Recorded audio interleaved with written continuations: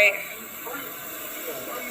Why? What's your name, sir, and why are you doing this? Excuse me? What's your name, sir, and why are you doing this? I don't have any idea what you're talking about. Are you like drunk or something? No. Because you're acting No, I like you're just irrational.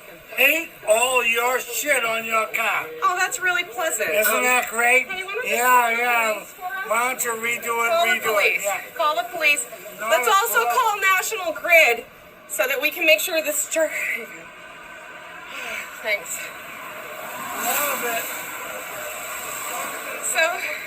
So this guy from National Grid is here blasting some conservative talk radio station because he dislikes my bumper stickers. This guy is sitting in front of our house blasting Trump talk radio and talking about how great Trump is because he doesn't like the bumper stickers on my car.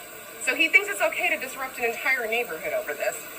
And he's like doing it in a National Grid vehicle. He is on the job, which is ridiculous.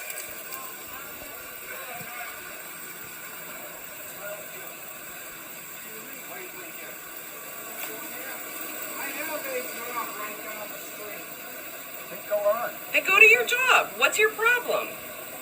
Go someplace else. You're the one who's stopping in front of somebody's house because you dislike their bumper stickers. I mean, I don't go in front of any Trump person's house and scream and blast like Rachel Maddow first thing in the morning. You mean Madtown? You are seriously disturbed, sir. You're seriously disturbed. No, because you know what? You're on the opposite side of the complete Wow. universe I really- of the country, right? It's just so absurd. You have some serious problems.